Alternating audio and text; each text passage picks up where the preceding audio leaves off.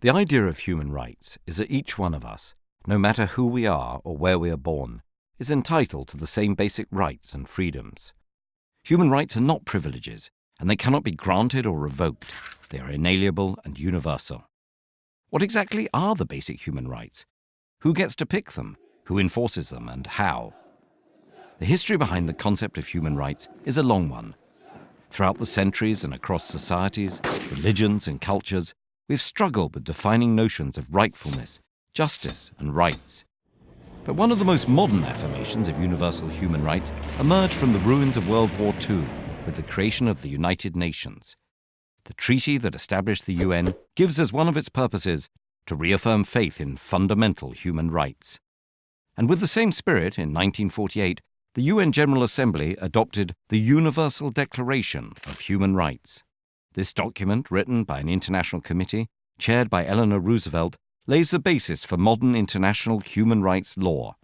The Declaration is based on the principle that all human beings are born free and equal in dignity and rights. It lists 30 articles recognizing, among other things, the principle of non-discrimination and the right to life and liberty. It refers to negative freedoms like freedom from torture or slavery, as well as positive freedoms such as the freedom of movement and residence. It encompasses basic civil and political rights, such as freedom of expression, religion or peaceful assembly, as well as social, economic and cultural rights, such as the right to education and the right to freely choose one's occupation and be paid and treated fairly. The Declaration takes no sides as to which rights are more important, insisting on their universality, indivisibility and interdependence. And in the past decades, international human rights law has grown, deepening and expanding our understanding of what human rights are and how to better protect them. So if these principles are so well developed, then why are human rights abused and ignored time and time again, all over the world?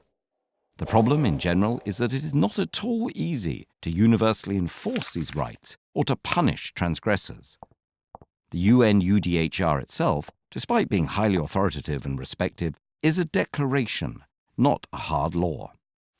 The main bodies within the UN in charge of protecting human rights mostly monitor and investigate violations, but cannot force states to, say, change a policy or compensate a victim.